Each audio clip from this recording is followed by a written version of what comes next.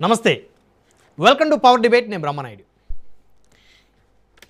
ఆంధ్రప్రదేశ్లో స్థానిక సంస్థల ఎన్నికలకి కూటమి సిద్ధమవుతోంది. తొలుత కార్పొరేషన్లు, మున్సిపాలిటీలు, తర్వాత ఎంపీటీసీ, జెడ్పీటీసీ ఎన్నికలు, ఆ తర్వాత చివరి దశలో పంచాయతీ ఎన్నికలు. ఇలా 3 ఫేజెస్లో ఆంధ్రప్రదేశ్లో స్థానిక సంస్థల ఎన్నికలు జరగనున్నాయి. అయితే ఈరోజు ప్రత్యేకంగా జనసేన పార్టీ సమీక్షా సమావేశం విజయవాడ కేంద్రంగా నిర్వహించింది. ఈ సమావేశంలో ఆ పార్టీకి చెందినటువంటి 2 మంత్రులు, మరికొంతమంది శాసనసభ్యులు, విజయవాడ నగరానికి చెందినటువంటి జనసేన పార్టీ నాయకులు, ఎన్టీఆర్ జిల్లా జనసేన అధ్యక్షుడు, వీళ్ళందరి సమక్షంలో జరిగినటువంటి సమావేశంలో వారు కొన్ని సంచలనమైనటువంటి కామెంట్ చేశారు. విజయవాడ కార్పొరేషన్లో జనసేన పార్టీ జెండా ఎగరబోతుంది, ఎగరేయడానికి అందరూ సిద్ధంగా ఉండాలని. అంటే దాని అర్థం ఏంటి? విజయవాడ మేయర్ పీఠం జనసేన పార్టీకి ఇవ్వబోతున్నాము, కూటమిలో జనసేన పార్టీ మేయర్ పీఠాన్ని, విజయవాడ మేయర్ పీఠాన్ని దక్కించుకోబోతుందని చెప్పకనే చెప్పారు అనేటువంటిది ఒక క్లియర్ ఇండికేషన్ అయితే స్పష్టంగా అర్థమవుతుంది. ఇకపోతే కూటమి పార్టీలో లొక్కలొక్కలు కనుక స్టార్ట్ అయితే వైఎస్ఆర్ కాంగ్రెస్ పార్టీకి అది అడ్వాంటేజ్గా మారేటువంటి అవకాశం ఉంది. అయితే ఈ 2 సంవత్సరాల వ్యవధిలో అనేక సమస్యలతోటి కూటమి పార్టీల్లో అనేక రకాల ఇబ్బందులు ఆ పార్టీలు ఎదుర్కొన్న పరిస్థితి ఉంది.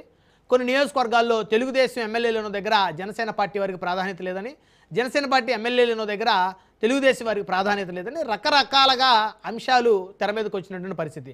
అయితే ఇవి ఎక్కడా కూడా స్థానిక సంస్థల ఎన్నికల్లో బయటపడకుండా ఉండాలి అంటే ముందుగానే పలానా కార్పొరేషన్ పలానా పార్టీకి, పలానా మున్సిపాలిటీ పలానా పార్టీకి, ఈ జిల్లాలో ఈ జిల్లా పరిషత్ చైర్మన్ జనసేనకి లేదా తెలుగుదేశానికి లేదా బీజేపీకి, ఇలా ముందుగానే క్లియర్గా గనక ఒక స్పష్టమైనటువంటి వైఖరితో గనక కూటమి పార్టీలు కనుక ఎన్నికలకు పోతే గ్రౌండ్లో ఎలాంటి అలజడి కానీ ఎలాంటి ఇబ్బందికర వాతావరణం కానీ ఉండదు. తద్వారా గ్రౌండ్ లెవెల్లో కూటమి క్లీన్ స్వీప్ చేసేటువంటి ఒక ప్రయత్నం చేయబోతూ ఉంది. సో వైఎస్ఆర్సీపీని స్థానిక సంస్థల ఎన్నికల్లో కనుక బలపడనిస్తే 2029 ఎన్నికల్లో వైఎస్ఆర్ కాంగ్రెస్ పార్టీ బలమైన ప్రత్యర్థిగా తయారవుతుంది అనేటువంటి ఆలోచన కూటమి పార్టీలకు ఆల్రెడీ ఉన్నాయి. సో ఇదే క్రమంలో 3 రాజకీయ పార్టీల కూటమిలో వారికి ఉన్నటువంటి అవకాశాల మేర ముందుగానే ఈ సీట్ల పంపకాలు, జిల్లా పరిషత్ చైర్మన్ల పంపకాలు, మేయర్ పీఠాల పంపకాలు, మున్సిపాలిటీ చైర్మన్ల పంపకాలు చాప కింద నీరులా జరిగిపోతున్నాయి.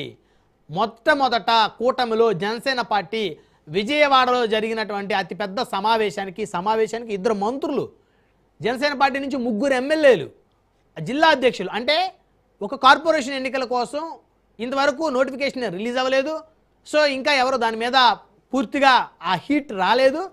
రాకముందే ఇలాంటి స్టేట్మెంట్లు ఈ కార్పొరేషన్లో, ఈ నగరంలో జెండా ఎగరవేయాలనేటువంటి ఇండికేషన్ ఇచ్చారంటే ఆ నగరంలో ఆ పార్టీకి ఇప్పటి వరకు అధికారికంగా ఉన్న 3 ఎమ్మెల్యేలు కూడా తెలుగుదేశం, బీజేపీ ఉన్నారు కాబట్టి ఆ పార్టీ ఇక్కడి నుంచి ప్రస్థానం ప్రారంభిస్తుందని చెప్పేసి చెప్పకనే చెప్పారు. సో కాబట్టి ముందుగానే వారి దగ్గర ఒక ప్లానింగ్ ఉంది.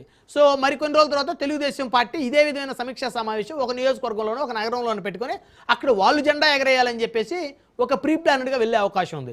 అదే కనుక తొలుత తెలుగుదేశం కనుక ఇదే విధమైన సమావేశాన్ని ఏర్పాటు చేస్తే వైసీపీ రెచ్చగొట్టేటువంటి అవకాశం ఉంది. లేదా జనసైనికులే సోషల్ మీడియాలో మీరే టీడీపీ వాళ్ళే మేయర్ పీఠాలను డిసైడ్ చేసుకున్నారని చెప్పేసి వాళ్ళు రెచ్చిపోయే అవకాశం ఉంది. వీటన్నిటికీ చెక్ పెట్టాలి అంటే ముందు జనసేననే ముందుంచాలి అనేటువంటి ఒక స్పష్టమైనటువంటి ఒక వ్యూహం కనపడుతున్నట్టయితే అర్థమవుతుంది. సో కాబట్టి విజయవాడ గడ్డపైన జనసేన జెండా ఎగరాలన్నారు నాదెండ్ల మనోహర్ మంత్రి. ఇక స్థానిక సంస్థల ఎన్నికల్లో నిలదొక్కునే దిశగా జనసేన ప్రయత్నాలు ప్రారంభించిందా? స్థానిక సంస్థల వైసీపీకి ఛాన్స్ ఇవ్వకూడదు అనేటువంటి వ్యూహంతో జనసేన పార్టీ ఉందా? స్థానిక సంస్థల్లో కూటమి పార్టీల సమన్వయం సాధ్యమేనా? ఈ అంశాలన్నీ చర్చిద్దాం. ఇదే వాళ్ళ పవర్ డిబేట్, జనసేన దూకుడు. ఈ డిబేట్లో మనతో పాల్గొంటున్నారు ఇంద్రనీల్ రెడ్డి గారు, రాజకీయ విశ్లేషకులు, అదేవిధంగా సెఫాలజిస్ట్, వారు మనతోటి స్టూడియోలో జాయిన్ అయ్యారు. అదేవిధంగా విజయకిరణ్ గారు తెలుగుదేశం పార్టీ నుంచి వారు కూడా మనతోటి స్టూడియోలో జాయిన్ అయ్యారు. అదేవిధంగా బాడి శంకర్ గారు జనసేన పార్టీ సీనియర్ నాయకులు, వారు మనతోటి జూమ్కోలో జాయిన్ అయ్యారు. అదేవిధంగా పసుపులేటి సురేష్ గారు వైఎస్ఆర్ కాంగ్రెస్ పార్టీ నుంచి మనతో జూమ్కోలో జాయిన్ అయ్యారు. రైట్, ముందుగా మనం ఈ అంశం చర్చ ప్రారంభించే ముందు రాజకీయ విశ్లేషకులుగా సెఫాలజిస్ట్గా ఉన్నటువంటి ఇంద్రనీల్ రెడ్డి గారు మనతో స్టూడియోలో ఉన్నారు. వారితో మాట్లాడే ప్రయత్నం చేద్దాం. ఇంద్రనీల్ రెడ్డి గారు, గుడ్ ఈవినింగ్ అండి.